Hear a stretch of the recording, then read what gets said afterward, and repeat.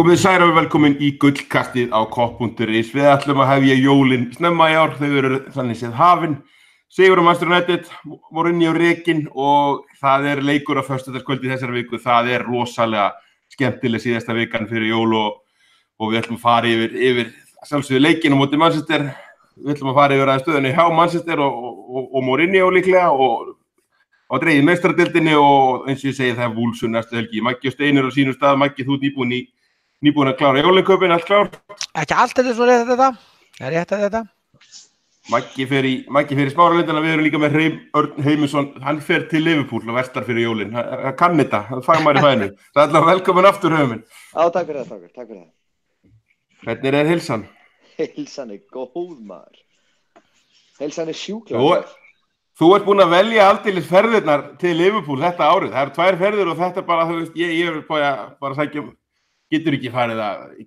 að fá okkur gigg hérna á Carver-klubnum eitthvað svona. Við viljum hafa það núti. Jú, ég mætti einmitt á Carver-klubin á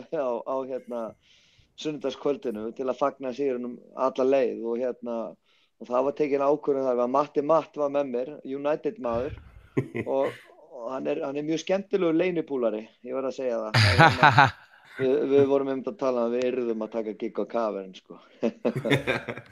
Það líst mér mjög vel á. Við erum að vitna í hinn leikinn þar sem við hittumst nú á Róma-leiknum fyrr á þessu árið, þannig að eins og segja, þú kannt alveg að velja þessar ferðir, sko. Já, ég búin að sjá 2 leiki og fá 8 mörk frá okkar mönnum og sjá 3 mörk fengin. Ég held nú ekki góð ferð í Liverpool annars.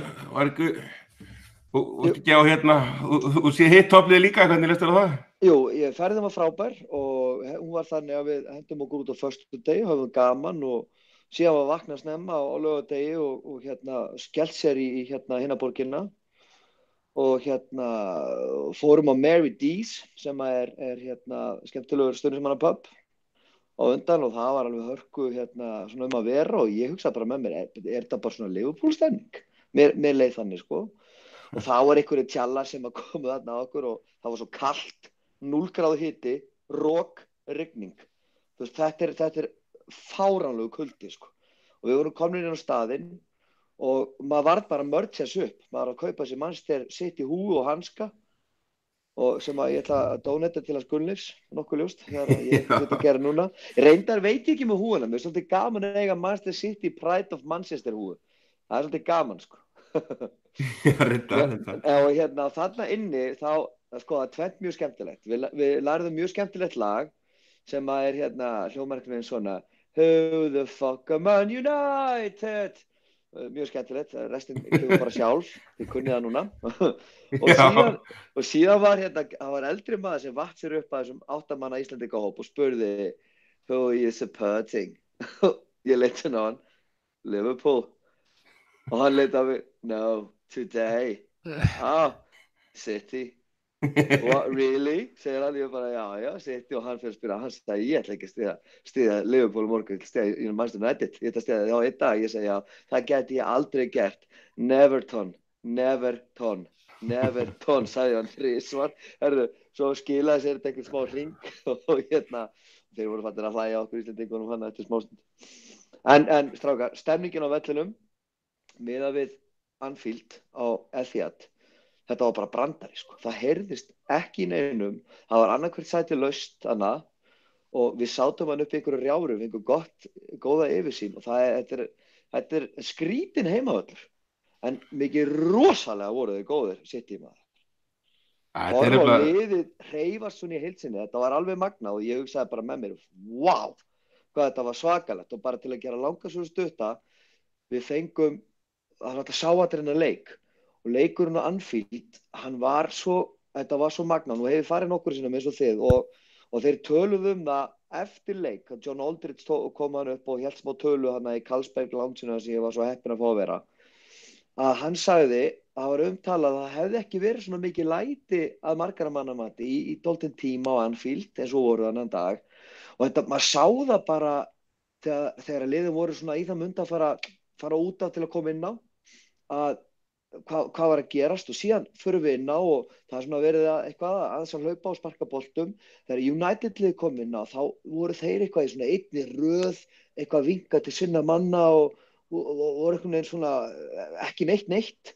en Liverpool-mennirnir voru út allan völlin okkar og með að leika bara við krakkana sem voru með þeim inn á vellinum. Virgil van Dijk var bara með 2 krakka í einhverju þrýningaspili, Mane hlaupandi fram og tilbaka að senda á milli með einhverju öðru krökku og þú veist, maður sá það bara strax, voða þetta eitthvað friendly og frábært og yndislegt og mér leið bara eins og ég var að fara að horfa á Star Wars mynd, þar sem að, þú veist, Darth Vader og félagar eru bara teknir niður, ég vissi hvernig þetta færi áður en að leikurinn byrjaði. Þetta var ótrúlegt og ég hef aldrei farið á, svo ég hef náttúrulega á Liverpool Róma, svona nærtækasta dæma sem að við svona völtuðum yfir annað liðið, en þetta var öðruvísi, þetta var allt öðruvísi og maður fann það alla leikir frá byrjun, það var ekkert að fara að gerast frá hinum liðinu. Þannig að maður átti að segja á því að það munur á Liverpool, Manchester og kannski City, Everton, að það ótrúlegt að þeir fylla ekki einu sinni völlin í þeirri stöðu sem liðið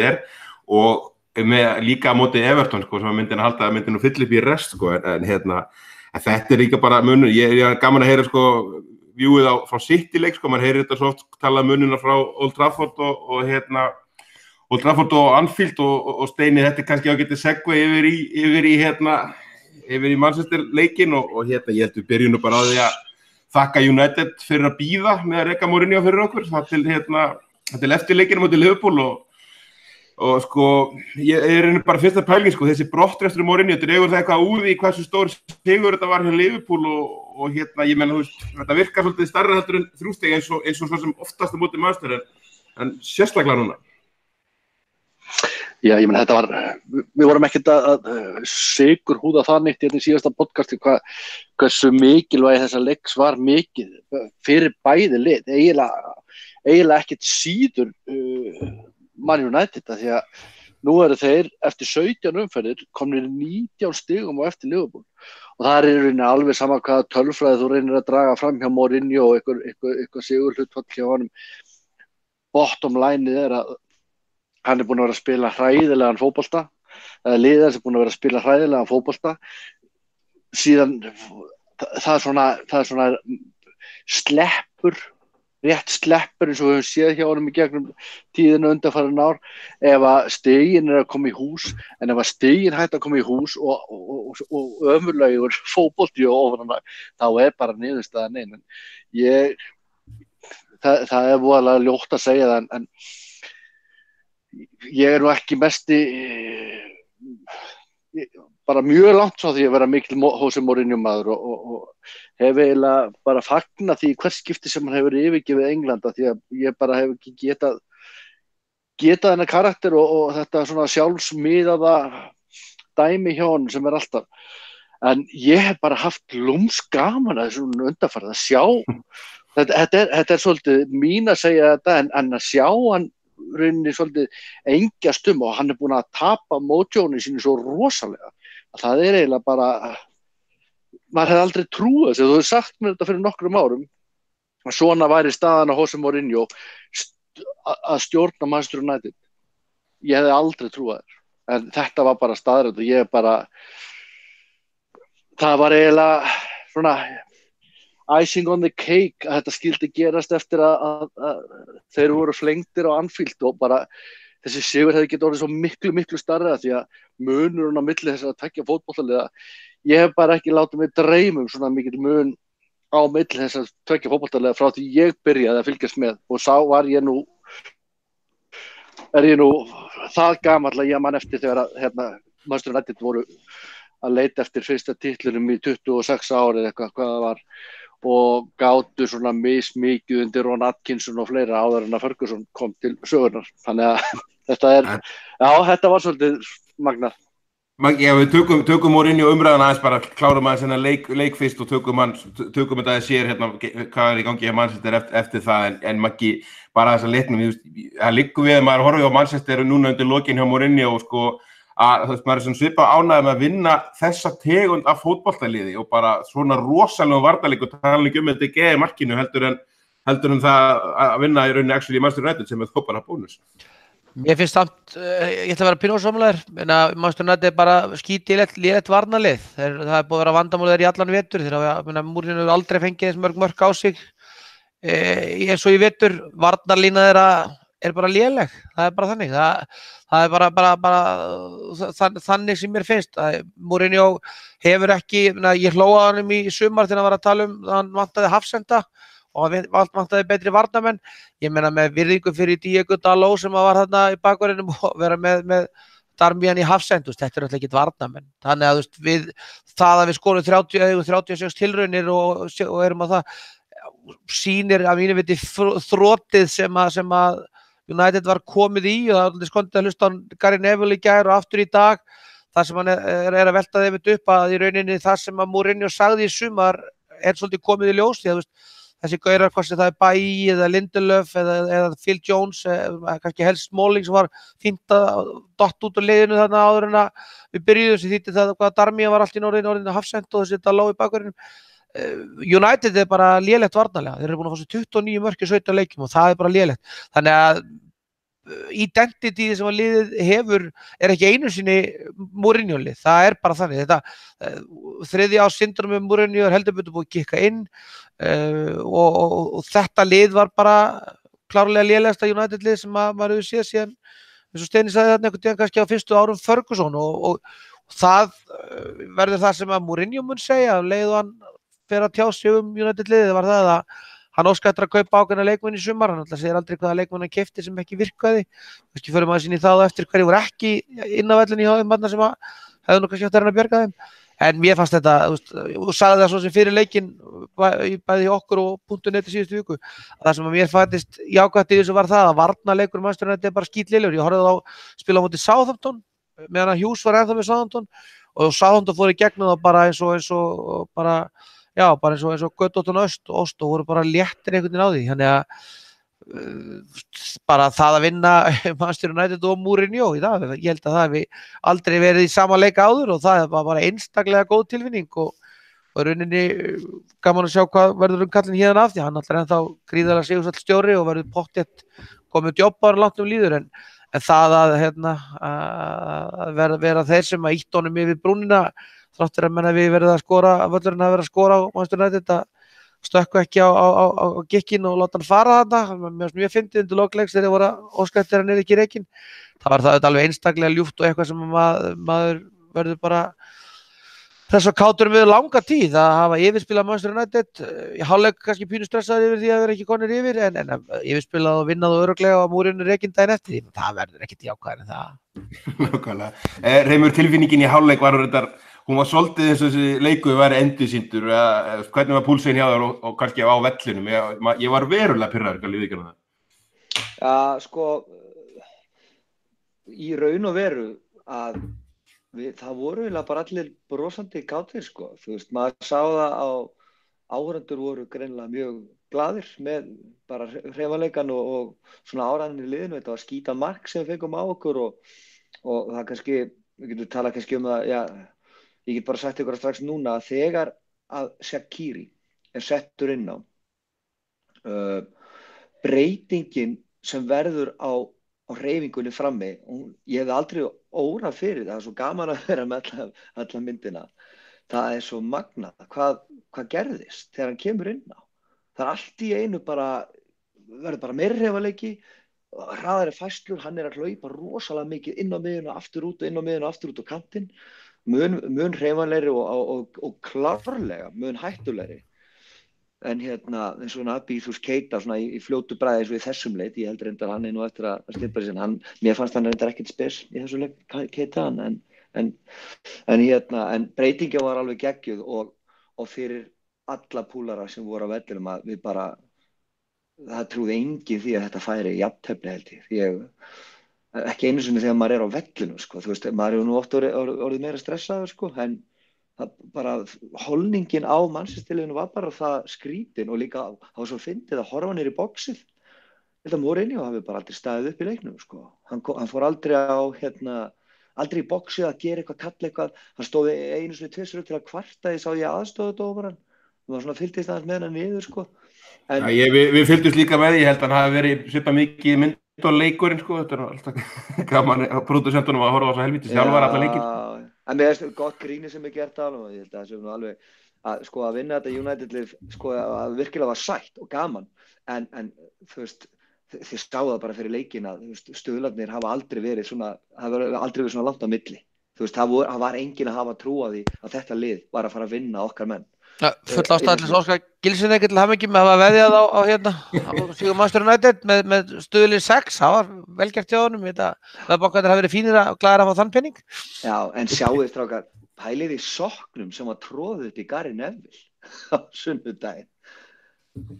Hver búinn að hafa sem hæst þessa ráðningu eins og Shaqiri? Ég held að flest allir púlarar hafa verið ánægðir með að fá hann og að vita allir að það eru hæfileikar þarna og þetta var fínn peningur. Neville systirinn var alveg crazy, bara þið eftir að sjá eftir þessu, bara hlakka til að sjá hvernig þið verðið þegar hann sinnir ekki varnarvinnunni sinni og svo skorar hann 2 mörk í þessu leik. Hann borgaði bara upp þetta kaupverð og hann verður bara bónus í þetta, sko. Þetta verður Shaqiri leikurinn hér eftir, sko. Já, þetta bara þannig. En og líka gaman að hitta hann eftir leik. Hann var afskaplega stressaður að tala hann í mikrofón og fór með einhverja útprentaða ræðu sem að greinilega búið að þjálfa hann í. Að sigurinn hefði verið mjög mikilvæg fyrir liðið. Fórstu bara með Karlsberg í Danmörku á hann að leika? Nei, það bara Shaqiri eftir leik og allir klárin. Já, ég veit, sko, okkur var boðið þarna, mér og Matta Mattsöngara og þá voru Hermann Svensson og Ingvar Svensson, eigendur American Bar sem að buða okkur út og þökku okkur fyrir velunni störf. Alvöru púlarar, sko. Já, þetta var bara meira áttar og en jú, trítið og gott. Það verður ekki með flottararna að fá Shaqiri eftir þennan leik, það okkur ljóst. Alvöru púlarar allir 4 þá núna, það ekki Heimur? Já, ég var þetta ekki.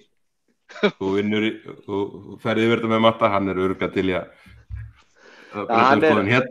hann fer allavega mjög vel með Júni á Okkalón, við getum alltaf tekið, hann sagði syngja það fáir betur en hann Matthías, vinur minn. Það ljómandi. Steini, þetta Alisson, þetta náttúrulega ljót mistök og leiðilega en þetta ekki svona, eftir þess að maður sér þetta oftar þá þetta nú bara ótrúlega óheppni rauninni finnst mér líka, sko. Já, þetta bæði þetta illa gert hjá honum, kann að bolta strax en síðan þetta náttúrulega óheppni hann missir hann í hnéð og einhvern veginn dettur hann út í teig, hann gerir þetta ágætlega, hann Lingard að ná þessum bolta en það líka smá heppnið í hvernig hann næra skóflunum í neti en ég segi það, sko, við vissum það vissu allir að Alisson myndi gera einhver mistök í vetur og bara allir markverðir gera einhver mistök og þegar markverðir gera mistök þá þau dýrari heldur en þegar að oft á tíðum þegar að sóknarmaður gerir mistök eða varnarmaður, það verður bara oft mark úr því. Þetta snýst svolítið að mistökin verði í leikjum alveg svo maður sagði hérna eftir mistökina sem móti Leicester. Ef að þessi leikur vinnst, þá var mjög gott að hann myndi gera þessi mistök í þessum leik, bara svona smá viðvörunarbjöllur. Sama gildir í rauninni núna. Fyrst að við unnum hennar leik, þá var í rauninni ekki það, sko, ekki skilja þannig að það hefur verið gott að hann gerði mistök en það er mjög gott að mistökin séu gerð þegar við vinnum leikina, ekki þannig að þetta sé 0-0 leikur og þetta skiptir höfumáli. En álit mitt á Alisson hefur ekkert breyst. Ég meina þetta getur gerst fyrir alla markverði og ég held að hann sé ennþá með besta markvörslu hlutfallið af öllum í deildinni, þannig að þetta breytir engu þar. Nákvæmlega, Maggi, við sáum þetta ekki svona, Fabinho var endalega, hann er búin að mjög góðu stígandi yfir með þarna tilkynnt sem ég fannst að bara vera með sýningu í þessum leik. Já, virkilega vátur, bara klárlega hans besta leikur og bara komin á flott ról og rönn hana, þannig að ég bara, sendingin hans í marki 1 er náttúrulega bara hvað heitir það, ferskja, ekki peach of a pass, ferskjusending, ekki bara fínt íslenskt orð yfir það, þannig að það var bara algjörlega geggjað og bara virkilega flottur og það verður bara svo sem talaði síðast að það er klárlega komið fínt flæði inn á missaðið, mér fannst í þessum leik aftur og enn voru fremstu 3 geggjaðir, algjörlega geggjaðir, Salah reyndar svo sem að það er erfiðara hjá Grein að vera þarna einn upp á topp og ef við ætlum að spila 4-2-3-1 þá kannski þurfum við að fara að eiga svona alvöru senter sem er bara fastur inn í boxinu, en pressan þeirra var alltaf frábær, sem þýddi það að þessir United strákar sem voru þarna margir hverjir alls ekki tilbúnir að eiga þola illa pressu áðurendir Darmian og Daló voru bara náttúrulega sparkandi boltana til okkar hvað eftir og Lindelof greið náttúrulega bara, hann á ekki að hlaupa mikið minni 3 metra með boltani, þá var hann góðin í vandræði. Þannig mér fannst bara holningin, pressan og í rauninni ótrúlegur hraði í henni fyrir utan þarna, klárlega voru við kýldir í magan þarna síðustu 12 mínútur í fyrirháleik, þá Sky hendi þarna upp á einhverju possession síðustu 10 mínútur í seinni hálfleik, þá United meira við boltan bara vegna þess að við vorum náttúrulega, það bara þannig, það kemur sjokk þegar þú ert búin að stjórna leik algjörlega og svo koma svona slæm mistök sem að hleypa liðum inn í leikina, þá svona aðeins dettur dampurinn út og ég segi eins og Gaupi saði í einum góðu leik, hálfleikurinn kom á góðum tíma fyrir eitthvað ákveðið lið sko, hálfleikurinn kemur alltaf til 45 mínútur, þannig að það svo sem vita fyrir fram, en þessi hálfleikur kom á góðum tíma fyrir okkur og svo,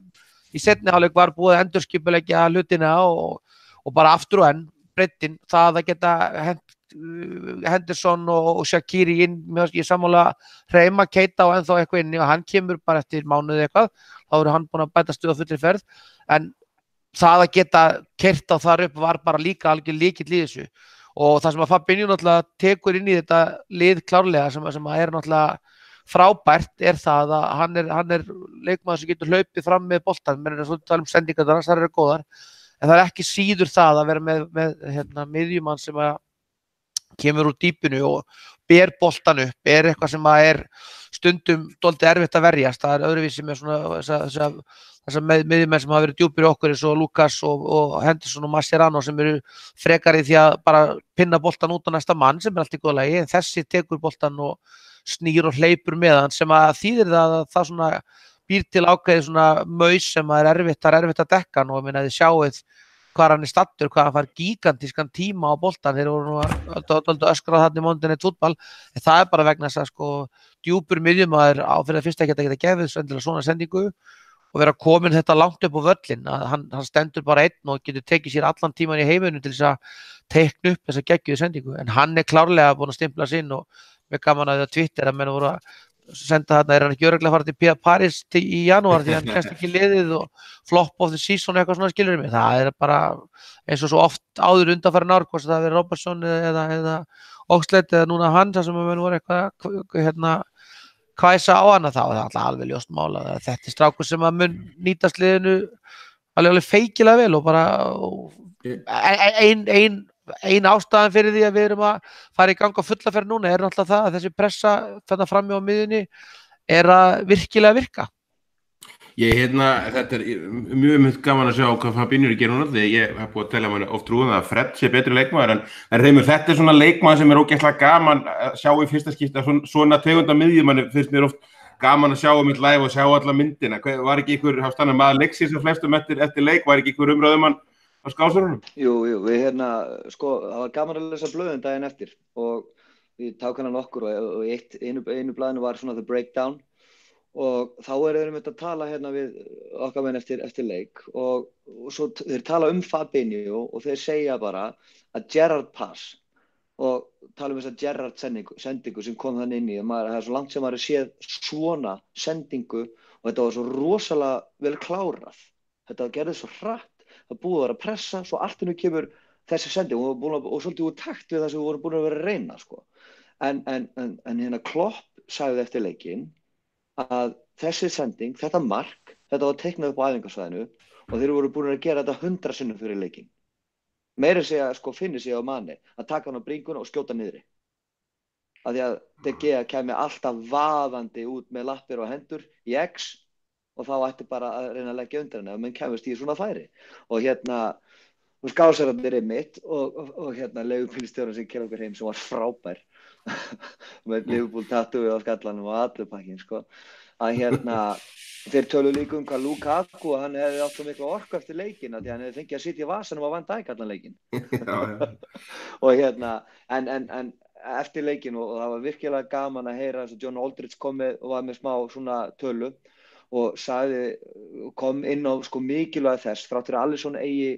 klúður að þá vinnum við, það gerist aftur annars skipti á sísónu sem að það gerist, að við vinnum eftir klúður frá honum. Síðan sjáum við þarna, það þeir leikmenn sem að eiga undir meðaldag sem að fóru út af, að þá komum við inn á með menn sem að breyta leiknum.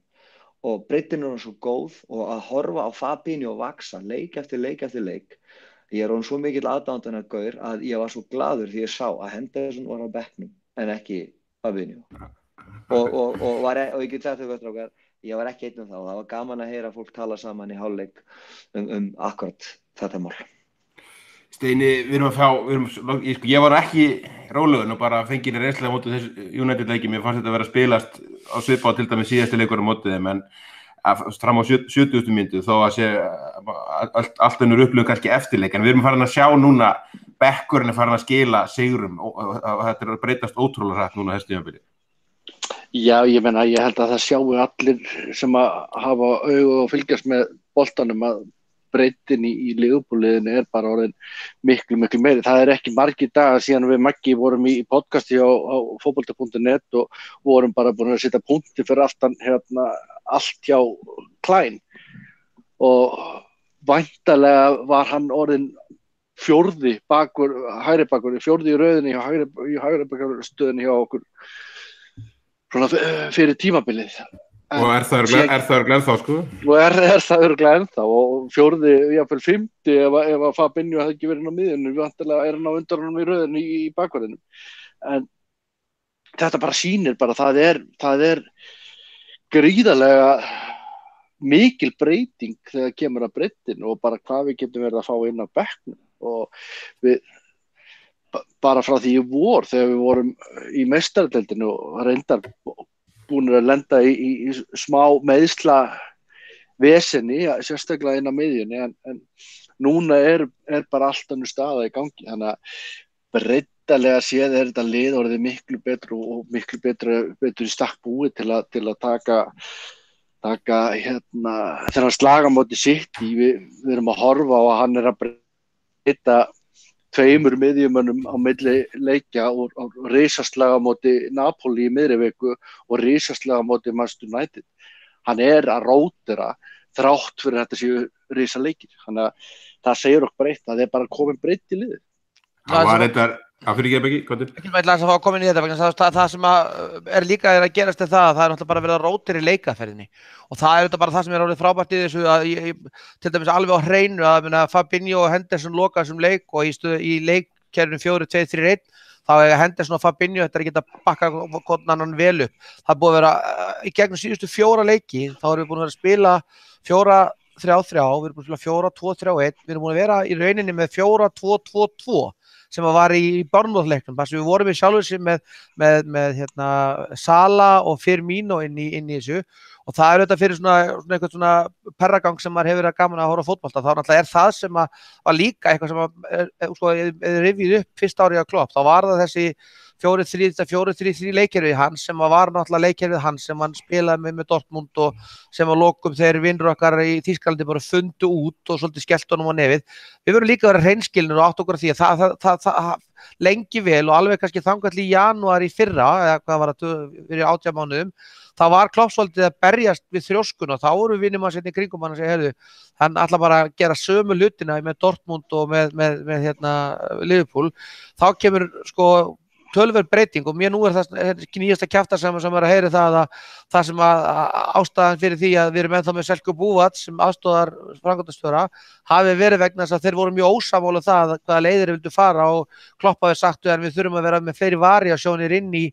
liðið okkar. Það verður eins og ég sagði síðan, það er tími þess að vera með ákveðið leikkerfi og bestu 11 leikmennina hjá Liverpool, hann er bara liðinn. Og það verður útfærsla á einhverjum hlutum og það að geta eins og þarna komið eins og þú varst að tala komin í hálfleik og þú komin eitthvað ákveðin stað, ég segi eins og þú, ég var svona ok, við erum komin á þennan stað, mér fannst ákveðin kafli í seinni hálfleik sem við horfum á, þar sem United voru aðeins að koma og voru á völlin, svo hangir þetta í 1-1 og þeir taka sér til og skora úr horni. Hvað gerist? Shaqiri kemur inn á og þar er hann að horfa á leikinn og hann er settur inn á fatta einhver hvaða leikstuð hann var í. Ég held að aldrei nokkuð tíman var hægt að sjá það hvort það var miðjumaður, hvort það var kantmaður, hvort það var framherji, því það sem hann gerði og sérstaklega var það gaman að fylgjast með því þegar var komin inn í þetta, að það fékk hann bara frjálst hlutverk, hann var bara að fara inn í svæðin sem voru opin, þannig í rauninu voru við komin með 4-2-1, 2-1 einhvern veginn, það var mjög gaman einhvern veginn að fylgjast með þá. Það þetta bara breytingin. Og það það sem við vorum kannski að tala síðast, sem ég líka bara held áfram að bara þreytist ekki að sjá. Fabinho ekkert búin að slá hendur út úr liðinu eða Milner út úr liðinu að umræðan verður svo oft það. Þeir eftir að spila saman þetta kerfi. Við höfum eftir að fara í 4-3-3 í einhverjum leikjum eins og var móti Burnley og við byrjuðum móti Napoli. Liðið bara komið á þennan stað að við geta róterað leikmönnum og róterað kerfum og bara aftur, nú erum við að fara að spila við Úlfana sem hörkulið og við skulum ekki gleyma því að þeir gera jafntefli við Chelsea City og unnu Chelsea. Núna þú þessi Nuno Santos sem ert vanur að spila pressu og þú þarf að fara að teikna liðið upp fyrir föstaskvöldið. Í gamla daga, þegar í upphafi, þá hafði vitað þetta verður 4-3-3 og það þessi pressa og svo bara leysum við pressun og það gerist þetta. Hvernig ætlar hann að leggja þetta upp? Hvað þeir að fara að koma með? Verður þetta aggressífi sóknarbakverðir eða eins og núna, Klein fór nú vallið við miðju, bara því að við mögum ekki gleyma hrósa honum, en hann fór vallið við miðju og þar með fengur bara miðjumenni miklu meira frjálsræði. Þannig það bara geggjað að sjá hvernig þetta komið inn og það bara kannski það sem gefur mann einhvern séns á því að vera að fara að vona meira en það, að núna erum búin að fá 4 mjög ólík próf. Við tökum í röð, Burnley, talandi Stoke og Púlis fótbolta, bara lið sem komst í Evrópukeppni sem fótbolti fyrir ógeðslega fysikal. Svo koma Bournemouth með erfiðan útivill í vondu veðri, flottir að spila fótbolta,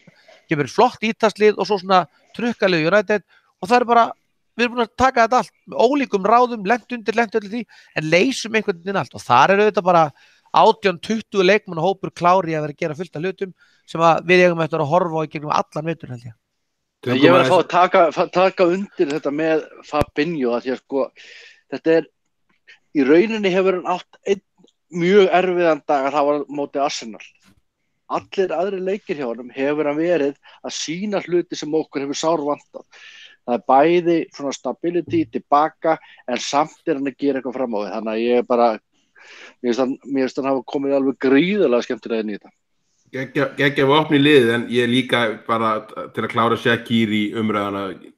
skjótaði að ég hló upp átt í viðtölum eftir leik þegar hann sagðist hafa drifið sig í boltan í fyrramarkinu sín út af því að Klein var að fara að munda fótinn og hann treysti honum enga veginn og sagði það bara í viðtal á Sky eftirleik. Talandi Klein, Reimur og bara raun í vörnina. Það má eiginlega segja að það hafi verið stór dagur hjá öllum í vörninni bara á mismunandi forsendum eða ekki? Jú, þetta var það og Löfren er náttúrulega besti varnarmaður í heimi að eigin sögn og það besta við að hann trúir því líka og hann ég líka. Hann fer inn í alla leiki svoleiðis en málið það, fyrst í byrjun að þá leit þetta bara og Lukaku, hann er sjúklega sterkur og maður sá það að okkar maður þetta var rosalega fysikal en síðan var þetta bara orðið þannig að ég held að Lukaku fannst hann að vera þreytast snemma og Van Dijk var kominn og var á undan í alla bolta. Hann steig hann alltaf út var alltaf skrefið framar. Robertson, það ekki gleyma hvernig Lukaku fór með Liverpool vörnina í síðasta leik þessara liða til dæmis. Hann átti flikki í báða mörkunum. Já, ég meina hann er náttúrulega ég fer ekki það, mér finnst hann alveg góður í fótbolta Nei, ég meina þá kannski geggjaður, þetta segir kannski smá framistuð Van Dijk og hann alltaf bara braut hann saman og bara sett hann í vasan eins og þú segir. Vissulega. Og svo náttúrulega Robertson með, það er loksins komin fram leikmaður sem getur hlaupið meira, lengra og hraðar en James Milner sem er frábært. Það var ótrúlegt að horfa á gaurinn, ótrúlegt. Og hann er elskaður, rosalega er hann elskaður þessi gaur. Það er bara, það er svo fáir sem að þú sérð sem að eru á þessu, sem að hafa komið svona að rosalega óvart bara í þessu hlutverki. En eitt var gaman líka, ég hef aldrei verið mikill Klein-maður, mér var alltaf fundist hann svolítið geldur svona kannski fram á við og ekki endilega það sterkur aftur við að hann hefði átt að vera einhver first team regular. Það var ekki mörg kross sem hafa skilað mörgu frá honum, mjög fá. en hann var virkilega góður í þessum leik og Klopp talaði það eftir leikin og ég las það í einu blaðinu að það svo að Nathaniel Klein er í erfiðri stöðu. Hann sagði bara, hann að standa sig vel á æfingum, hann að gera allt sem hann getur til að komast í lið, en samkeppnin bara það mikil þessa stöðu og þá sagði hann bara, life can be cruel sometimes. En þú veist, en hann ekkert að beðum að fara, en hann fekk flotta einkunn fyrir hennar leik og það var mjög gaman að sjá hann í fyrri hálfleik, þá tók hann eitt sprett fram, hann fór alveg fram fyrir miðju, hann tekur eitt sprett fram og ætlaði svoleiðis að fá boltan, en Mane eða ekki, manni hvort að Mane eða Keita, þeir senda ekki á hann og hann sneri sig við og hann svoleiðis, það heyrðist frá sko horn í horn hvað hann öskraði hátt á Mane, hann var svo full að fá ekki boltan, þannig að þau sjáðu alveg að hann þriðji eða fjórði kostur í þessa stöðu. En það alveg sami hugur í honum og sem það segir náttúrulega allt hvernig Klopp og þessi menn að fara með hann hóp og það greinilega mikil einingi hóp. Það þetta rosalega fullt sem bakur að leggja upp í svona langferðalega og fá svo ekki boltan. Þetta algjör, þetta algjör óvirðing. Steini sammála þessu, þegar ég meina talandi Klein skilur, hann var náttúrulega bara náttúrulega eini kostur fyrir leik og hann spilaði þetta 174 mínútur í fyrra og that's it. Það rauninni sýning hversu miklu yfirbörðun að við erum að vinna með hann á sko, hvað að gefa, 55% hraða, 60? Já, ég meina það bara allt í þennan leik. Ég hef bara aldrei séð okkur með jafn mikla yfirbörði í nokkru sinni á móti Manchester United og ég nú eldri en 5 eins og ég segja. Þannig að bara á öllum sviðum fótboltans, það var bara ótrúlegt að sjá þennan mun. Í rauninni hef ég bara United lélegra heldur en flest. Ég held að sé bara Cardiff sem ég hef séð af liðunum við vetur sem að hefur átt slakari leik af því sem ég hef séð. Þannig að þetta og það var eiginlega bara af því að þessir leikir eru bæði andi og líkamlega erfiðir. Ég hef aldrei gaman að þeim eins og ég hef margoft komið inn og þetta er bara mjög erfitt fyrirfram og á meðan á því stendur og maður er eiginlega lengi að bara átta sig á hlutunum þegar maður er búinn að horfa á þá. En núna það var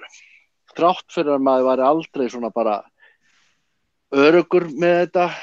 þrátt fyrir yfirburðina, sérstaklega þegar verið að henda einhverjum Fellaini og svona gaurum inn á. Maður býður alltaf eftir einhverjum dúndri í hausinn á honum á lokamínútunum og allt verði upp í loft. Þá var þetta alveg bara ótrúlega þægilegu sigur. Þar var Fabinho rosalega líka. Hann vann fleiri skallabolta heldur en Van Dijk til dæmis í leiknum. Sko. Það er líka styrkur á liðinu með við þessum áður séð þetta fæla inn í. Hann vann alveg sína bolta en hann vann ekkert allt í loftinu í þessum leik. Þetta er bara alveg eins og Maggi kom inn á það kom svo miklir variasjónar inn í mögulega uppstillingu af því að þarna er komin ný típa af miðjumanni og við höfum farið yfir það nokkur sinnum í þessum þáttum okkar og hef ekkert farið leynt með það. Ég er ekkert rosalega hrifinn af miðjunni Milner, Henderson og Wijnaldum saman. En þarna erum við erum komnir með svo marga aðra möguleika til að stilla upp þarna miðjunni, til að svona stillin upp á bestan máta út frá því hvað við erum að fara að gera hverju sinni. Ég alveg klára því til dæmis að miðja með Henderson og Fabinho í 4-3-1 gefur þó til dæmis mönnum eins og Shaqiri færi á því að vera bara inn á allan leikinn því að þeir tveir held ég að getur verið alveg að hleypa hlutum á góðan stað. Þú veist, 4-3-1 getur alveg verið rosalega fínt og flott kerfi þó við höfum ekki spilað það, en það svolítið stendur og fellur með þú sért með miðjumenn sem eru líkamlega sterkir, geta borið boltan upp, en eru líka fljótir að taka varnarstöðuna sem að þessi þeir eru. Þannig að það getur bara þýtt enn meiri orka upp vangina og flottur hlutir sem að mér fannst geta bæst inn í þarna, því að mér fannst þetta í fyrsta skipti sem að þetta leikir virkilega steinlega og svín virkaði. 4-2-3-1 sem við vorum að spila þarna lengst af, þar sem að þeir virtust vera komnir með pressuna svolítið hreint, þó að Keita hafi verið fljótur að þreytast. Það að hann væri látið fara svolítið út af það vinstra megin, það var mjög klókt, ég ekki séð það oft áður. Það var mjög skemmtilegt. Við megum ekki gleyma því heldur, við erum búin að vera mæra menn hægri vinstri og þetta er alveg skilið, en gleymum ekki Gini Wijnaldum. mikið Nei, sammála. lifandi skelfingar ósköp sá maður búinn að vera að spila vel undanfarið og bara hann bara að láta þessa leiki svolítið tikka. Þannig að það verður að leggja smá máls á hans þætti í þessu öllu. Nákvæmlega höldum áfram Manchester tökum aðeins umræða það, ég ætla að byrja þér Maggi, þú veist það að sjá hvað sem Mourinho ganga illa hjá Manchester United, þú veist þetta ætti að vera skilgreiningin á þýska orðinu Schadenfreude. Schadenfreude, þú voru að læra þýskuna. Þú voru að læra þýskuna, sko. Ég fer bara heldur betur í að horfa á þetta Rick þar sem á næstu vikur, en hérna ég meina Maggi sama hvað kostar að reka hann, þú veist, þá það dýrara fyrir Manchester að hefur ekki reikið hann. Ég svektur, ég að borga miklu, menn þetta breytir það engu, einhverja 24-5 milljónir. Þeir spöruð allt sumarið, þannig að það er bara hann, reyndar. Við höfum alveg sér reikninga Liverpool þegar Ráku Benítez fekk einhverja 10 milljónir punda, þetta kostaði 20, sko. En þeir að fara að reka Carrick og þennan hinn aðstofamanni sem búin að vera með honum? Þeir ekki bara að fara að vera með Solskjær eitthvað áfram? Það eru 50 aðri gaurar þarna. Það er allt skátinglið. Svo sem burti frá því, auðvitað alltaf, ég segi það enn og aftur, ég hef sjaldan verið þessi reyður eins og sumarið 2004 þegar við sóttum ekki með Jose Mourinho, því mér fannst það ógeðslega spennandi kostur eftir og svona fyrstu, hvað að segja, 3-5 ári. Þetta finnst þið bara að vera tímaseng til að viðurkenna það? Verður ég er búin að segja þetta oft. 3-5 ár skilur mig þar eftir, það var hann klárlega á góðum stað og ég fer ekki dónað, ég er búin að margtyggja það í þessum þætti þegar hann er rekinn hjá Real Madrid þá lendir hann í alvöru mótlæti og hann hefur ekki ennþá sýnt einhvern veginn þá auðmýkt sem ég finnst kannski Klopp hafa gert þegar hann fjall á nefið hjá Dortmund, það er ekki þetta að lýsa því neitt öðruvísi að vera komin þangað sem Klopp var komin. Hann er einhvern veginn eftir þetta Real-ævintýri aldrei litið í spegilinn og aftur ég hlustaði á Neville tala í korter í dag og það fyndið að fylgjast með Neville í gær þegar hann var að drulla yfir hann og svo var hann komin í dag svolítið að fara að mæra hann upp með það, þú veist að hann er náttúrulega eitt sigurstjálfasti stjórinn í heiminum og verður ekki, það verður svo sem ekki tekið á honum, en það sem að hefur verið að gerast náttúrulega síðustu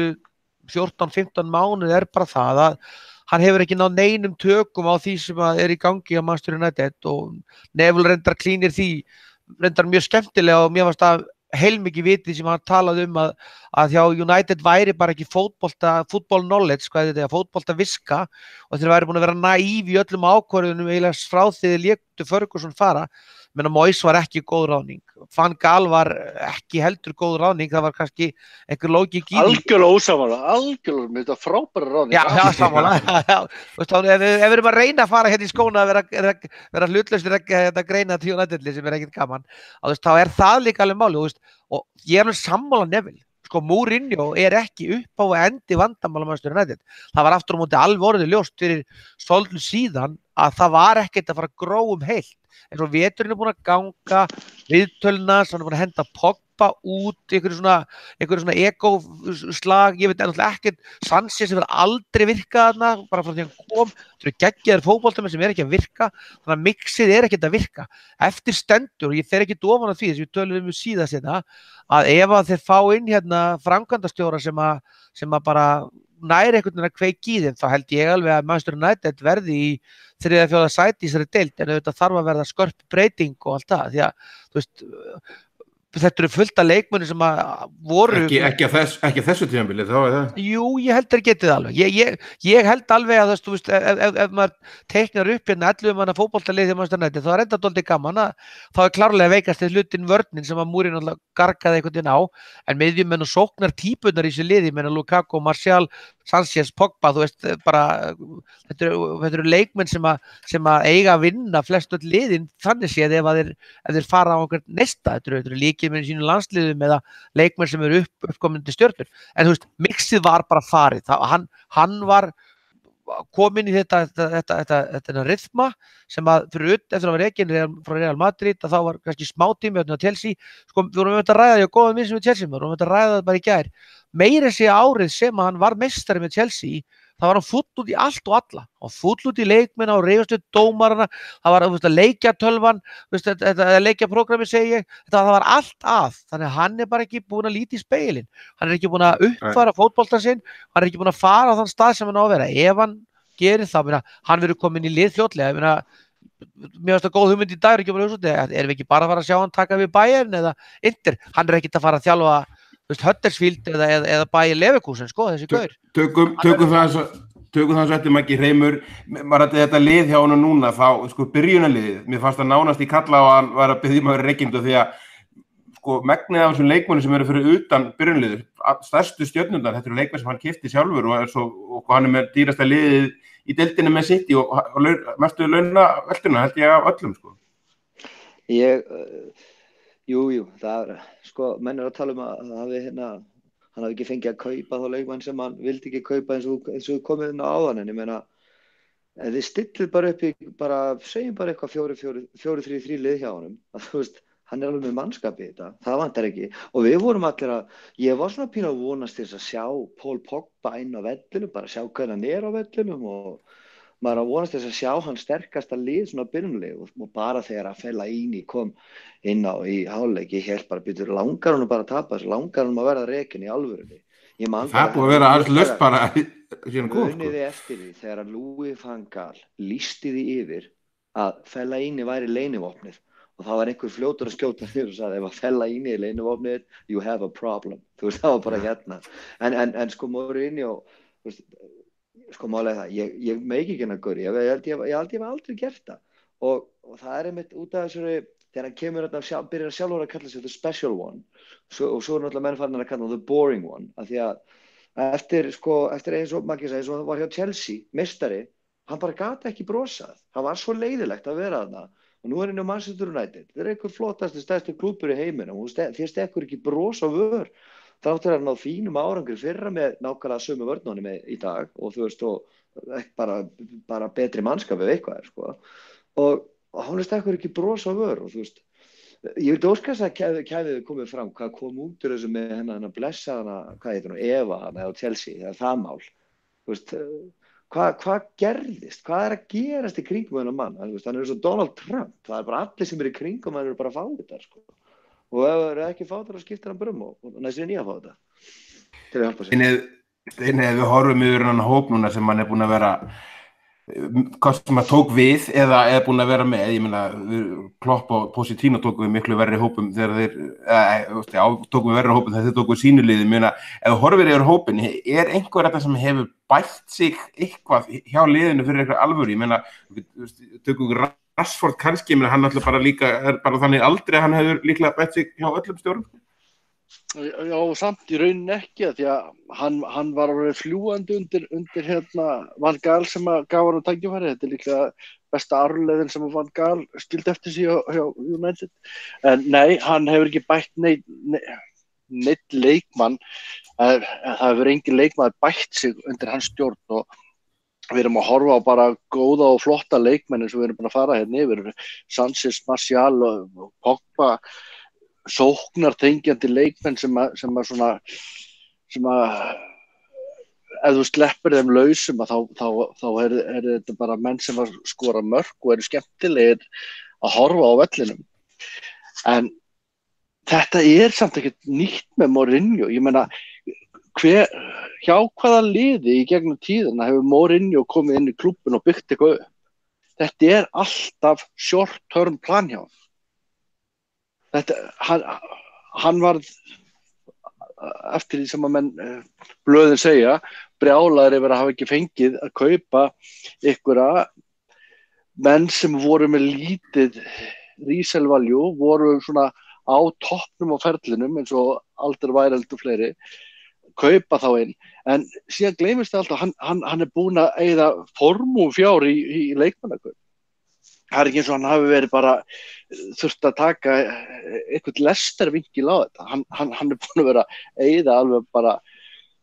fullt af peningum, fullt af pundum í leikmenn, í ýmsar stöður á vellinum, en hann er bara, það er bara með hennar gaur, hann er bara, það er svolítið síðan hann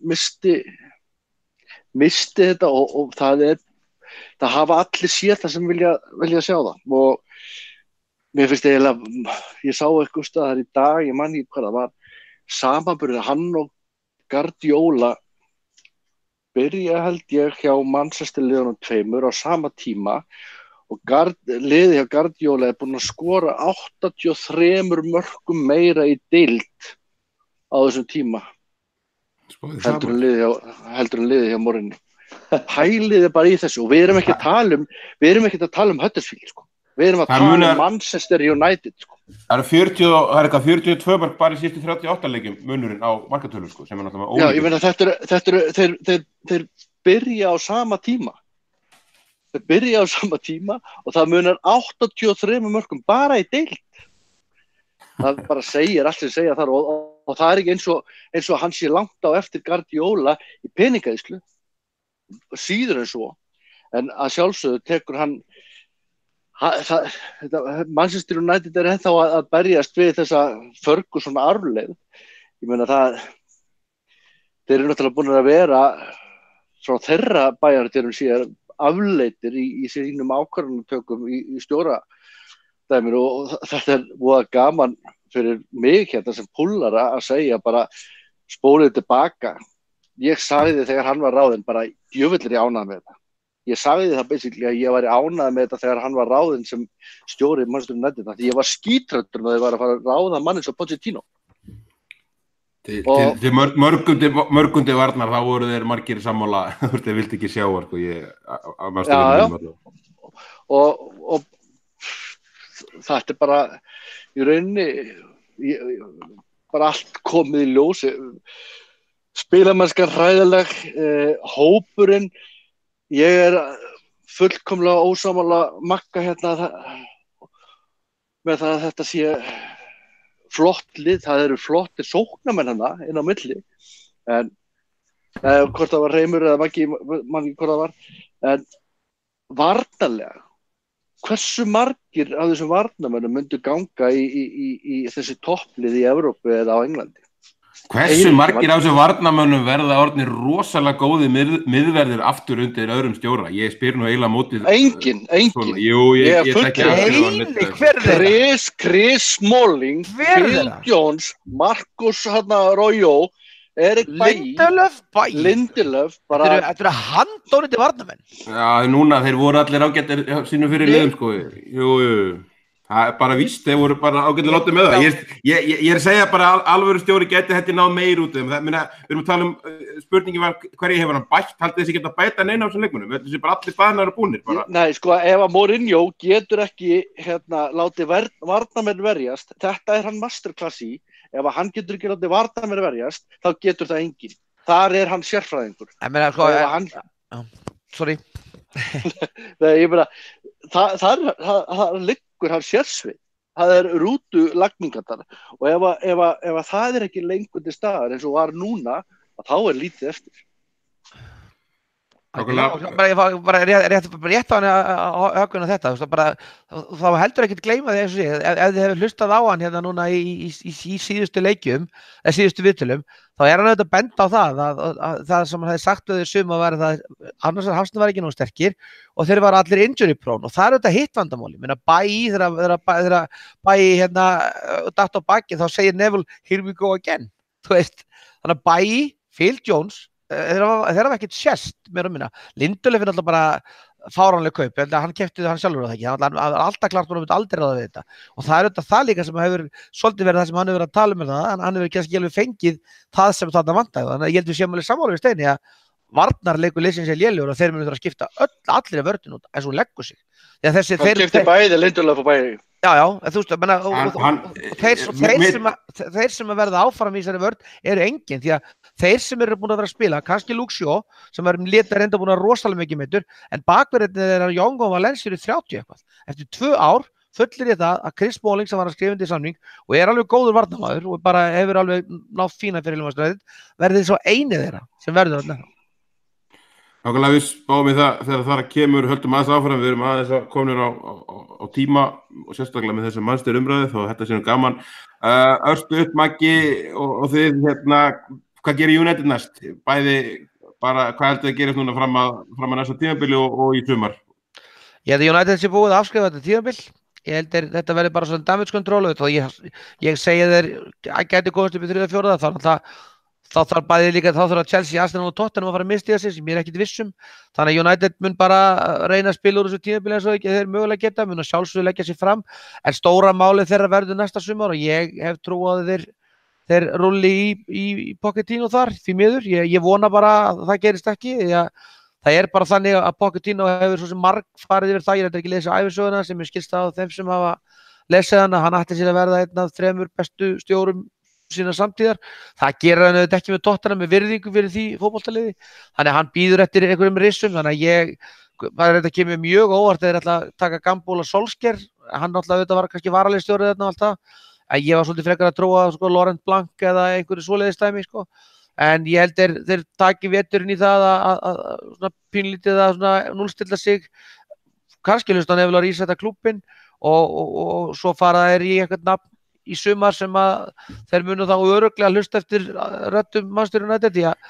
síðustu 3 þjálfarar hafa alltaf verið algjöri varnarþjálfarar, það ekki bara Mourinho, hann tók við að Van Gaal og svo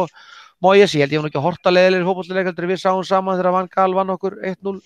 í Anfield spilandi 8-1 eða hvað það var sko, þannig að það þarf að breyta strúktúrnum hjá Manchester United og þar held ég því miður og þeir muni gera alvöru árás á Pochettino. Aðeins varandi Mourinho, hann verður komið lið ef hann vill í vetur, það bara algjörlega þannig, hann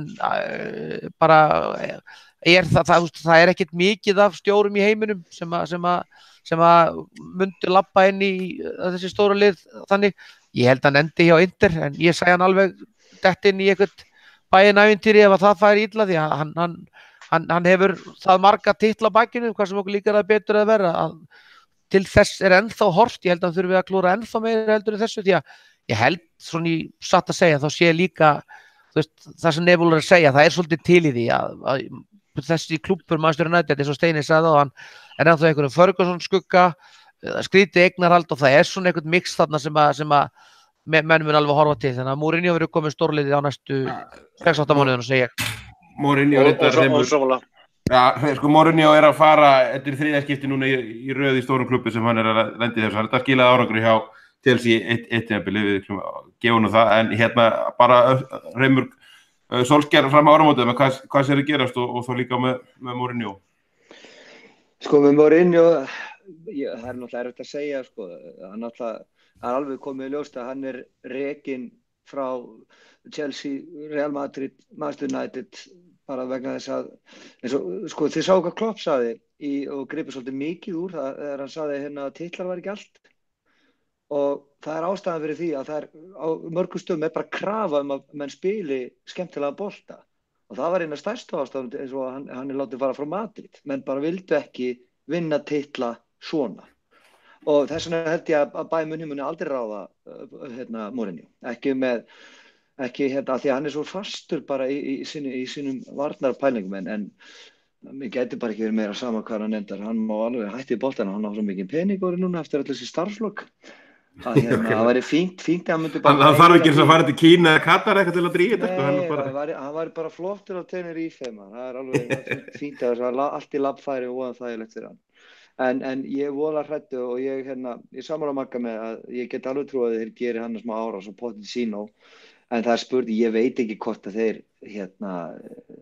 hvort þeir bara séu call it quits tímabil sko, ég held ekki, ég held að sko það var umræðan eins og í Manchesterborg að hann væri búinn að missa klefan og það var svo gaman að hlusta á þessa kalla og rýna hans í blöðin að þegar Lingard að release einhverju fatalínu réttur í leikmaður með Rashford og þessa kalla, menn voru að tala um hann að Roy Keane sáu þið viðtalið Roy Keane og Graham Souness svona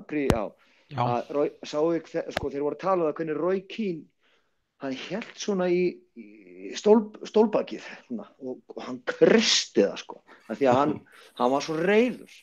þegar hann var að tala sko hvernig þetta væri, hvernig var þetta þegar að Beckham var nú mikið stjarn og stór og mikið popstjarna, þá var hann látið fara vegna þess að þetta fittaði ekki liðinu og svo framvegis ég held að þeir séu að fara að ná sér í mann sem allur klefinn getur borið virðingu fyrir og Zidane hérna á lista hjá þeir einar og ég rosalega hræddur það að þeir taki séns á honum bara vegna þess að þeir þurfa að ná þarna inn manni sem að bara fær instant respect frá klefanum Conte, ég veit ekki með Conte Solskjær sko, ef þeir eru vitlausir þá taka þeir séns á honum líka sko, en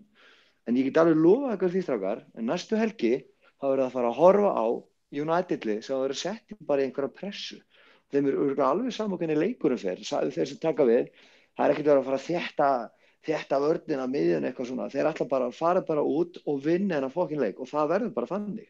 Og ég hlakka bara pínu til að sjá bara hvað gerist hjá þeim, sko. Nýr maður hefur alls góðan séns að taka liðið úr handbremsu. Ég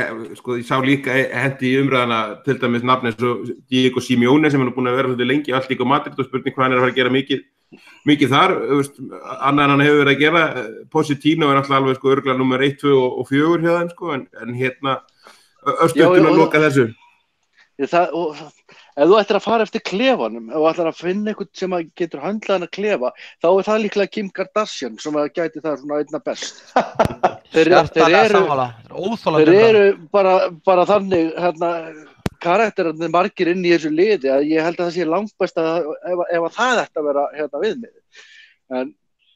eins og ég segi, ég held að það verði fundin ykkur bráðabirgða lausn á þessu fram á vorið, hvort að hann heitir Laurent Blanc eða ég held að menn eru ekki að fara að hoppa á sítan núna. Ég held að framönda sé miklu meiri hreinsun heldur en bara þessi hreinsun á Mourinho. Talaði það strax að þeir ætla að fara í direktor og fútbol, sko. Það kemur ykkur sem verður undir rétt útvart núna sem bara eins og strútur með okkur eða eitthvað svipað, sko. Já, ég óttast það bara mikið að þeir fara að gera eitthvað að viti núna og taki Simeone eða Pochettino. Það er svona líklega tvö þau nöfn sem að ég held að gætu gert hvað bestu hluti þarna fyrir þá. En ég held að, eins og segja, það er mikil hreinsun hann á framöndan og í mínum huga þá held ég að United stuðningsmenn get ekkert verið svona búast við þess á fullu krafti aftur. Ef þeir gera réttar hlutinu núna, ef þeir ráða alveg direktor og fútbol og ráða síðan alveg stjóra í kjölfarið, þá gætu þeir farið að banka all hressilatirnar aftur eftir svona 2 ár. Þannig að Mourinho er ekki landslið, sjáu það ekkert fyrir okkur Mourinho, er ekki orðið 55 plus? Ég ætla reyndar að bæta því við. Ég er algjörlega ósammála þeim félögum mínum hérna. Ég held að Mourinho sé búinn í þessu stærsta dæmi. Þessi 3 brottrestar, þeir eru mjög stórir á hans CV núna og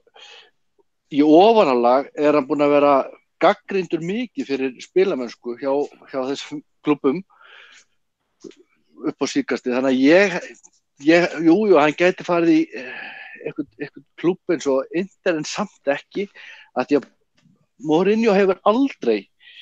farið í klubb þar sem hann hefur ekki haft peninga á við þá allra stæðstu í deildinni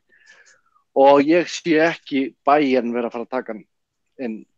með hversu óanægðir þeir voru meira sem með Guardiola á tímabili út af spilastíl. Þannig að ég sé Bayern ekki gera það.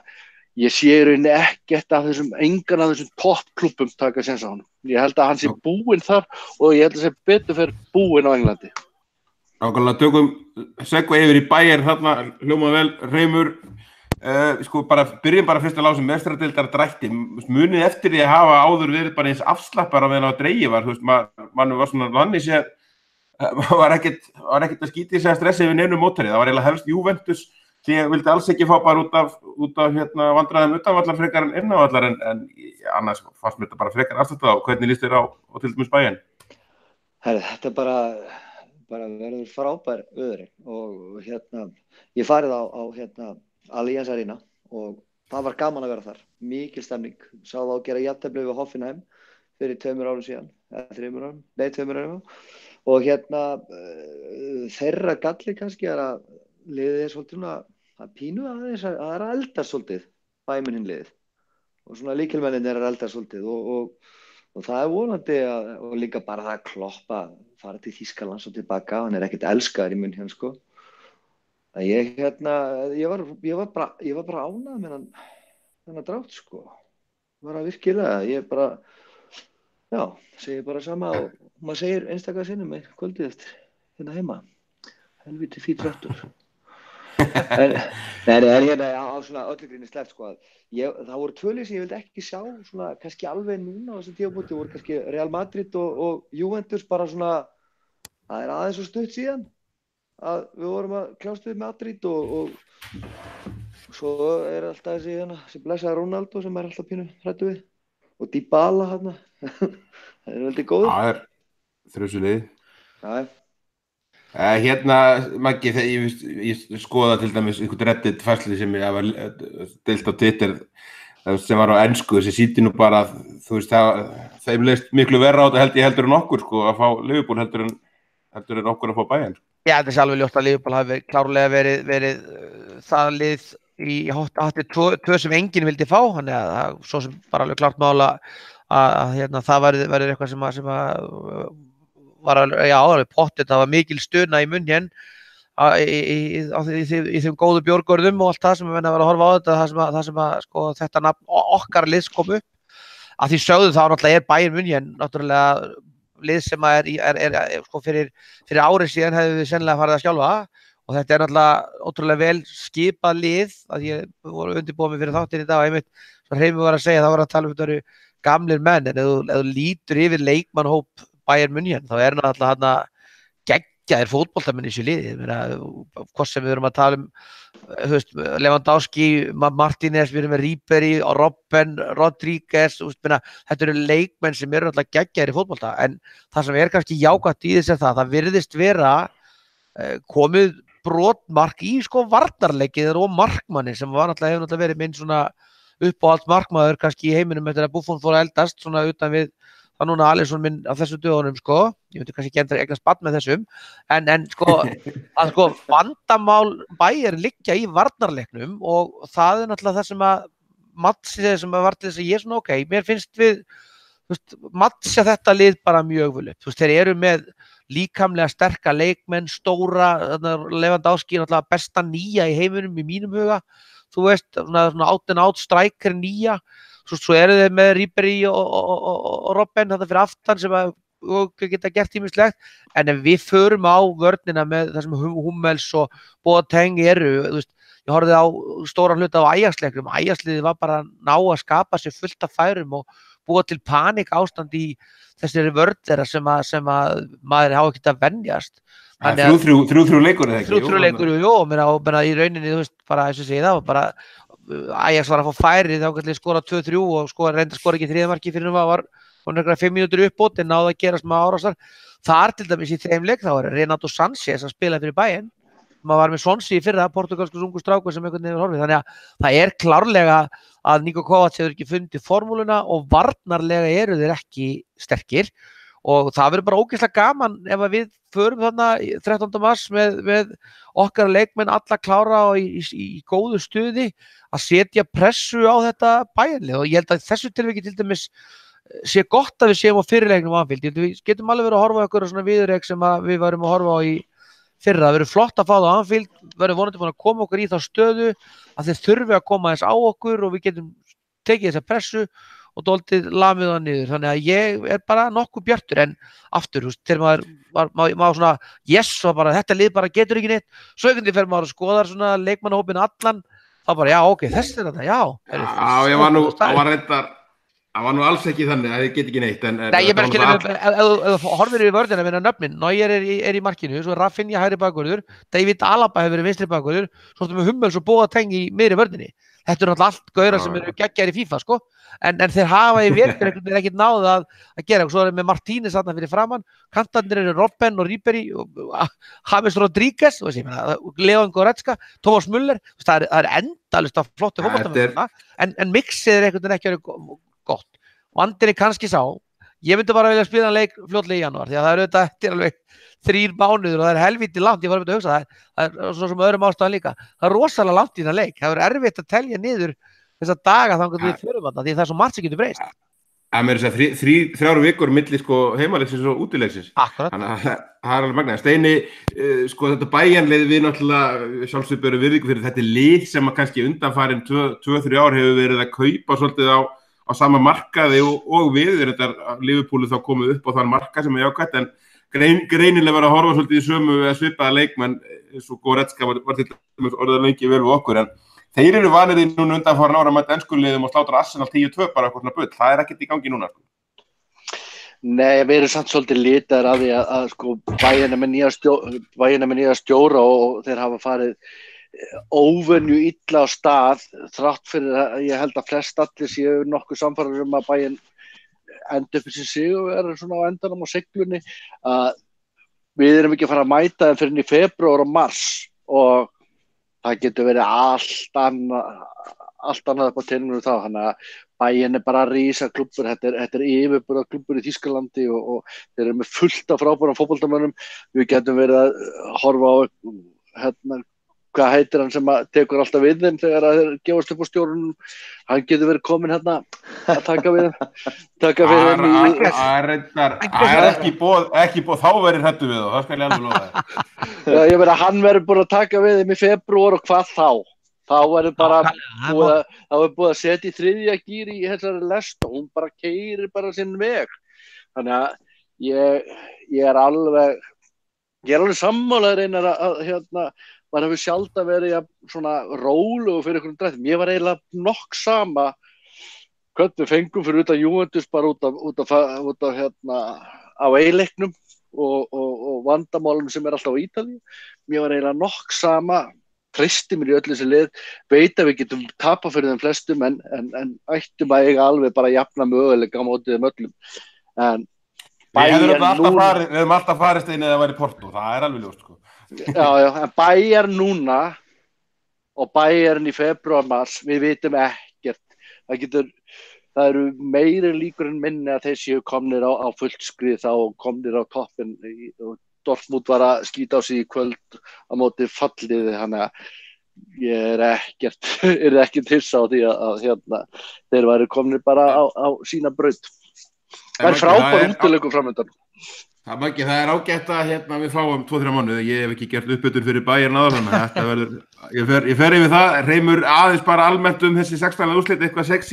sexy leiki París fekk United, það verður spennandi að sjá þá eru til dæmis og mér fannst svolítið gaman að hafa einu færri af ensku liðunum þegar Liverpool er með eitt af þessum 4, en vandaði svona fyrra að ég var mjög pirrað þegar fengið með City í fyrra sko. Já, en sko, mér finnst bara því ég sá hvernig 16. úrslitin svona teiknuðust upp, þá hugsaði ég bara með mér, vá, það er búið að raða svolítið skemmtilega í 8. úrslitum, það verða alveg, það eru góða líkur að verða bara einhver svona, já, innan svega, stórlið, hann inni, því að þetta raða svolítið skemmtilega, sko, það verður gaman, skemmtilega meistaradeild. Já, þetta, tíðast upp fyrir, það er líka að horfa á kannski núna, þess að segja, suma þessu liðum er ekkert kannski alveg á eins mikla, ekki sterk og hafa verið, ég veit ekki hvernig orða það, en þú veist, það er alveg 6-7 raunhæfir möguleikar að vinna deildina, að meistaradeildina, sko, að maður horfir á þessi lið núna. Það sem Steinir að tala um að það er svo mörg lið einhvern veginn á þessum stað, það væri bara fínt að spila við þau núna. Ég meina, Bayern er 1, ég meina United er auðvitað 1, ég meina það gæti alveg rokkið í og ef þeir ákveða að henda í eitthvað í janúar þá gæti þeir verið eitthvað séns og að vara að veist eftir því. Mér fannst París nú ekki sérlega sannfærandi fótboltalið. Ég meina Real Madrid er náttúrulega í sjálfu sér algjörlega hikstandi og hoppandi, þannig að þú veist, þar er líka lið sem að ég trúi ekki öðru heldur en að muni einhvern veginn fara á betri stað heldur en voru, þannig að það er alveg fullt af liðum sem að einhvern veginn eru ennþá höktandi en fara samt í þessi 16. úrslit. Juventus í Evrópa hafa búin að tapa leikjum, þannig að þeir eru einhvern veginn inni, þannig að það verður bara, þú veist, eftir pás, þetta er svolítið eins og ég hlustaði á Lloris, þeir voru búin að komast áfram með grís þarna í rauninni, Inter náttúrulega greið, skil ekki hvernig tókst ekki vinna sinnleik, sko, en svo Lloris sagði, þú veist, nú þetta er bara nýtt mót að almálega verður að komast í gegnum þetta og þegar við komum fram í mars þá er bara svo margt annað farið að vera í gangi, þú veist, það er bara algjörlega þannig sem það í rauninni er erfitt að sjá í dag, því að minnst Porto og Batsi rosalega mitt lára, þú horfa til þeim í meistaradeildinni, þá er alveg þarna, þú veist, fá lið sem er einhverjir muggar núna í þessari deild, í meistaradeildinni, sko, það er bara þannig. Svo sem aldrei neina muggar í þessari meistaradeild, við förum miklu betur yfir meistaradeildina þegar það kemur og kannski eitthvað fram að því, Steini, förum að förum að ljúka þessu, það eru 2 leikir þannig að við tökum upp næst, við horfum eiginlega aðalega á þennan Wolves-leik núna, hann á föstudaginn, þetta náttúrulega bara tíjað upp fyrir alvöru jólaháttið eða þá bara verðeikin jól. Þú veist, þessir Wolves eru núna, þeir eru stíi eftir Manchester United í 7. seti og þeir eru búin að vinna 3 í röð og þeir held ég að við strýtt öllum stóra liðunum, ég meina, er þetta ekki bara erfiðara verkefni heldur til dæmis United núna helgina? Nei, þú far mér seint til að janka því. Klukkan orðin seint, sko, hann að vera 11. Já, nei, þeir hafa klárlega sýnt að þeir eru með ágætis lið og alltaf og hafa verið að stríða þessum, það var náttúrulega algjör bara, það var galið að þeir skildu ná þessu stigi á móti City á sínum tíma, það var bara, fyrirfram þá hef ég ekkert rosalega áhyggjur af þessum leik,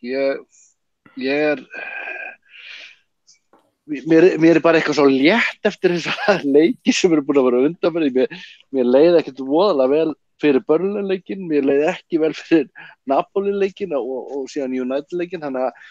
kannski er þetta bara eitthvað svona fölsk tilfinning, en þetta Wolves-lið er fínt, en það er ekkert meir en fínt. Það er bara, ég held að sé bara típist lið sem að hendar okkur að mæta að því leiti að gegnum svona síðustu ár hefur það hentað okkur mjög illa að mæta þessum botnbaráttuliðum sem eru bara virkilega í baráttunni neðst. En liðin sem eru svona miðja töflu og svona, maður hefur haft svona minni áhyggjur af því. Kannski er það bara vont að hafa minni áhyggjur af því, en mér hlakka bara til. Ég hlakka til að horfa á leik á föstudagskvöldáttum. Það verður Reimur, við möttum að fórna nokkur jólagull á föstudagskvöldið, eða ekki? Ég hrættur það. Þetta er bara frábært og ég get sagt ykkur, ég er dagvinna mín, það er heildsala, lítil heildsala sem ég á sem heitir Herra Jón og það er Reimur og Jón og Jón Guðmundsson bassaleikari, lands og svona, hann er með mér og hann er Wolfsmaður og ofan á kaffivélinu okkar er mjög fallegur Wolfsbolli og hann hefur gífurlega ánægð með sína menn og telur það fremstan í flokki markmanninn sem hann er gífurlega hrifinn af, Patricio held ég hann heiti. Og þeir eru með hana svona í hverju línu, þeir eru með markmanninn góðan, þeir eru með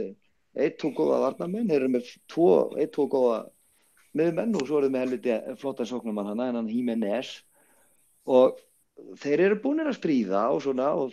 þeir hefur gengið betur á móti stærri liðunum, það er einhvern veginn að það er ekki að mata þetta, ég held þessum að fara að fá hörkuleik og ég er sammála Steina það hérna, það verður flott að fá á föstudagskvöldi, það er mega stemning sko. Ég var bara að gleyma nonnatengingunni þarna, Reimur. Þetta verður ennþá skemmtilega föstudagskvöld. Múlenú maður, ég gaf honum hérna Múlenú músamáttu í jólagjöf fyrir ekki svo löngu síðan. Nonni er mikill meistari, algjör meistari. En hérna, þetta var alltaf annar liði hjá mér, pabbi var Wolfsstuðningsmaður sko, það er frá Bogi Ágústsson kom í þáttinn hjá okkur einu sinni núna í vetur og útskýrði þetta fyrir okkur að við náðum BBC Midland 70 eitthvað eða 60 eitthvað og þess vegna er til fullt af stuðningsmönnum Wolves og Aston Villa og okkur svona Blackburn eða eitthvað þessi lið heitt öll þarna sko. Jón Guðmundsson kom ekki þá. Það er bara svona skrítinn sko. Þetta er gaman, virkilega gaman.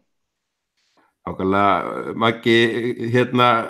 Conor Cody, vörðin í það, þetta er svona vinnusamt lið og þétt liðselt, þetta er nú einhver portugalsku frendiðin sem er að þjálfa á, þeir fóru flott upp í fyrra. Já, ég held að ég er búin að horfa svolítið á þá, þannig bara, það hefur alveg gaman að kljástu þá, þeir eru rosalega sveifleikenndir, það er engin stöðuleiki í því sem þeir gera, þeir voru virkilega flottir á móti Chelsea og var eitt sammála Steina, þeir voru alltaf bara í nauðvörn á móti City og voru að berjast fyrir öllu þarna sem mögulega gátu fengið þar, en á móti Chelsea endaður undir 1-0 og fara bara svolítið að pressa á Chelsea og þeirra fótboltastíll hefur verið svolítið pressa og ég hlakka bara rosalega til að sjá hvernig hann teiknar upp leikina móti okkur, því að ég held nú ef hann pressa okkur þá vinnum við þá, því að þeir eru að spila með sko svona 3-5 í vörn eftir hvernig hlutirnir hafa verið í gangi og það hefur ekki alltaf verið að virka hjá þeim, það hafa verið svakaleg svæði að komast á milli þeirra. Maggi ekki, hvað eru, 28 Portúgalir í þessu lið, þetta hlýtur að vera lið 2 hjá þeir, það var ekki einn, ég held að þessi einnandi hópur sem skuttla okkur á völdinlar vöruglega í Portúgal. Já, ég veist það sem ég var að spjalla við, það er sérlega rétt.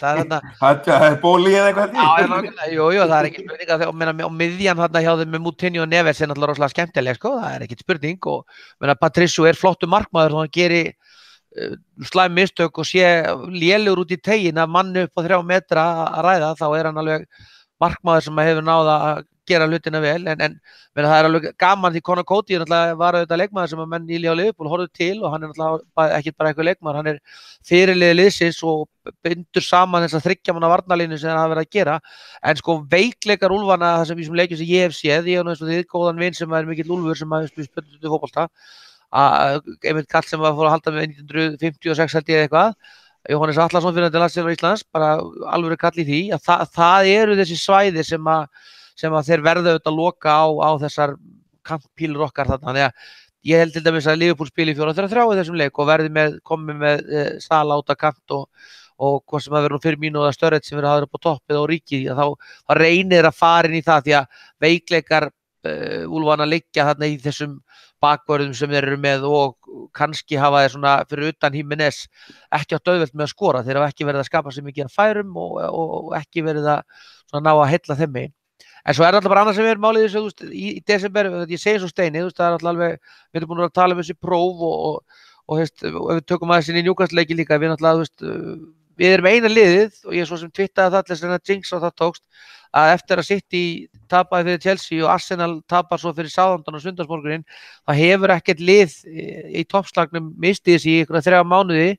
af alliðin segi ég, mistið sig í 3 mánuði og við erum þeir einu sem erum eftir, þannig að einhvers staðar kemur mistigið, en ég held aftur á móti,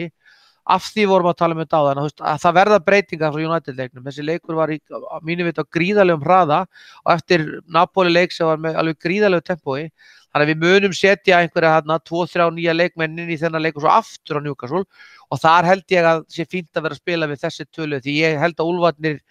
muni reyna að spila á sínum bestu mönnum sem eru búin að vera að spila núna undanfarið, það veit ekki Evrópuleik, en samt búin að vera að spila rosalega mikið að leikjum og núna í desember þá á það að vera að telja, við eigum að vera bara með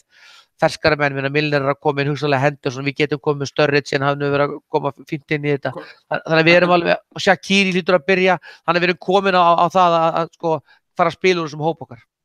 Spáðu fyrir þessu 2 leiki? Ég held við vinnum úlfana 3-1 og ég held að ég ber virðingu fyrir Rafa en hann er bara með svo rosalega lélegt lið að ég held að við séum að fara að sjá þar eitthvað 3-4-0 sigur. Þetta Newcastle er þetta er bara það er í rauninni blaðamál hvað hann fara að stigu með þetta lið. Þeir eru alveg ótrúlega slækir